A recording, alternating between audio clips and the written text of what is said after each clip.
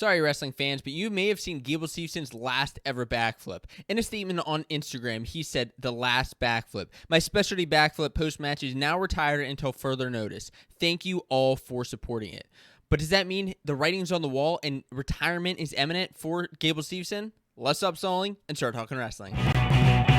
What's going on, wrestling fans? My name is Josiah, and welcome to Fanco Wrestling, your source for college wrestling news and discussion. An exciting discussion this week on Gable Steveson and whether he's going to retire officially from the sport of wrestling. We're also going to be talking about the first schedules announced for the 2022 season, as well as the Stalemates StreetLeague experience, a fun match of events that happened over this past weekend in this week's wrestling headline. So let's get to the first headline, which is Gable Steveson likely to retire from the sport of wrestling. So where is this news coming from? Of course, the first thing here that we're looking at is his Instagram post saying that he is possibly going to retire from wrestling, but he's going to retire the backflip. That's officially done. He's no longer his signature backflip that's been going on since high school as well as college, and then of course at the Olympics on the big stage. He is no longer doing that, whether he comes back to wrestling or not. But here's what else is kind of why it's writing on the wall.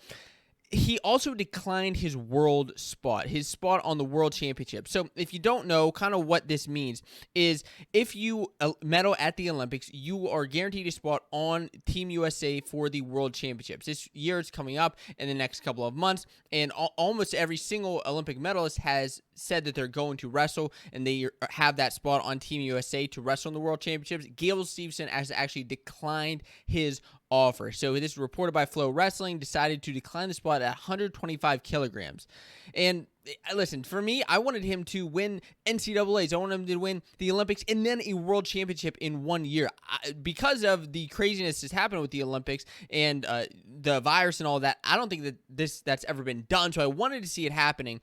But Gable has been putting up a bunch of tweets. He's been tweeting up a storm, as well as just posting all these things on social media. So since that time that he's declined his spot and won his Olympic gold medal, he has tweeted out at a couple of the guys. Dana White of the UFC, he's tweeted at Vince McMahon, head of WWE, and he's even tweeted Dear Wrestling, just kind of showing that maybe this could be the end of Gable Steveson's wrestling career. And I would get it because he is he had just had such a phenomenal ending to his wrestling career. To win an Olympic gold medal, yeah, it'd be great if he went out and won a world championship, but what if he goes out and loses? Maybe he loses a little bit of credibility. I really don't think he would, but you get what I'm saying. A loss is a loss. It would be a shame. Not that I think that would happen.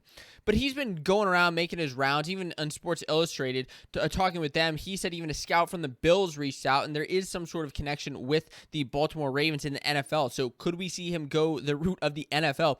Gable Steveson is liking this. He likes the limelight, and he is really he's toying and playing with people. He's playing with his fans in a good way. Now, Daniel Cormier said, "If I'm Gable Steveson, I'm going to the WWE first. I'm taking the Brock Lesnar approach. I'm getting built into a monster over there, and then I'm coming to the UFC where immediately I'm at the top of the cards, and immediately I'm getting pay-per-view money." So my question for you is, where do you think Gable Steveson will head?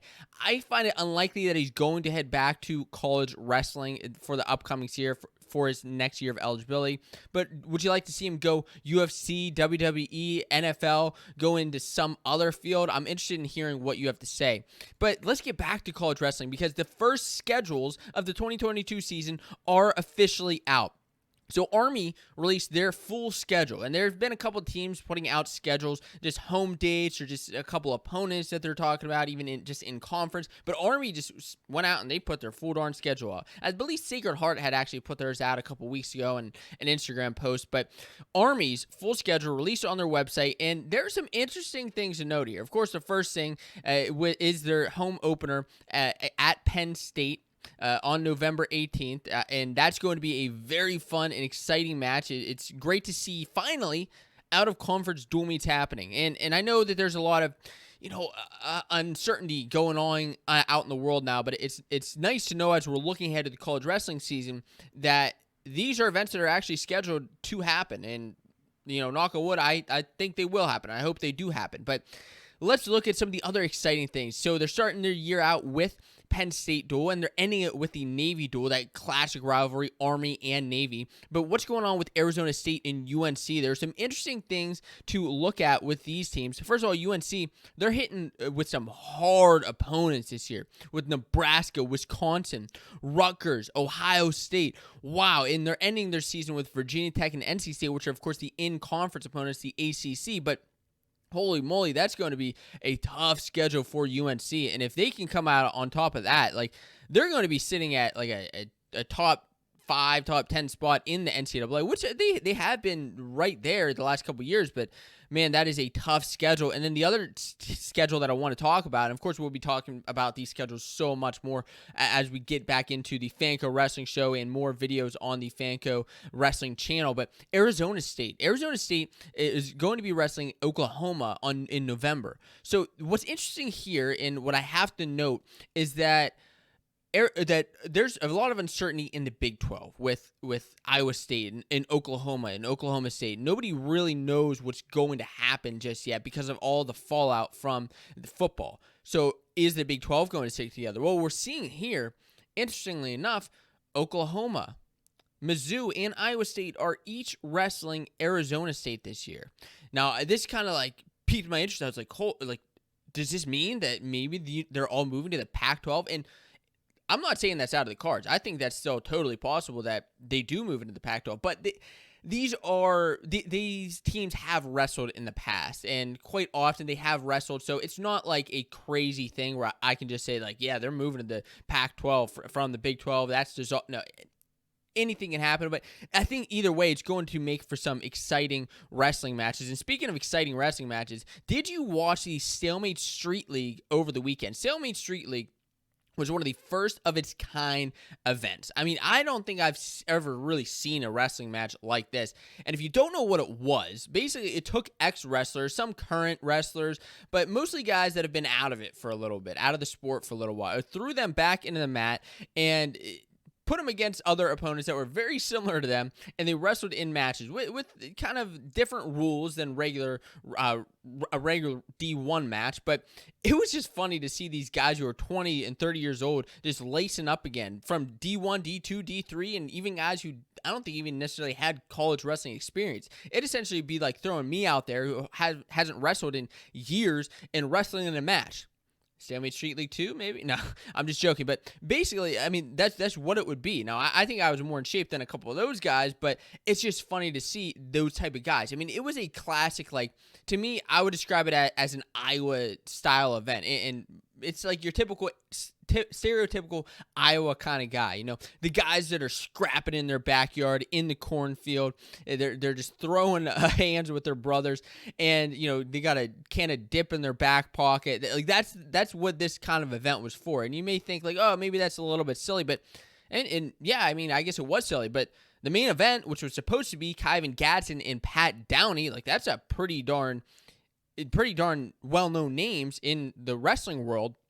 That was supposed to be the main event. So, like, this was a phenomenal production put on by Stalemates. Stalemates, it has been a growing wrestling brand in the world of wrestling. If you don't know them, make sure you can check them out on Twitter. Of course, everything is linked down in the description below, as well as the full replay of the Stalemates StreetLeague match. But Downey actually pulled out of the event day of. And just knowing Stalemates and kind of what they're about, and they're all about like the wrestling drama and getting into the tea and all that kind of stuff. But so I thought it was like maybe supposed to be like some sort of like gimmick, like Downey was going to show up at the last minute. No, Downey actually just pulled out of the event. Willie Miklas stepped in to help, and it was, like I said, a phenomenal production. But there were over 400 people watching on Patreon, as well as there were like 400 people there, it looked like to me, at the venue, a sold-out venue.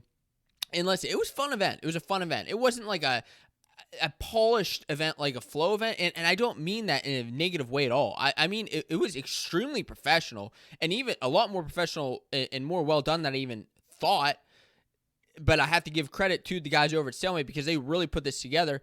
And just by like not polished, I just mean like it's your backyard brawl kind of deal, and that was just so darn fun to watch. And I really am looking forward and hoping that they do something like this again in the future, Stalemates Street League 2, because they just put together a fun card. And if you're interested in more college wrestling news and staying up to date and everything going on in college wrestling, you can go ahead and click subscribe to the channel right here, or check out this video, which I think you'll really enjoy.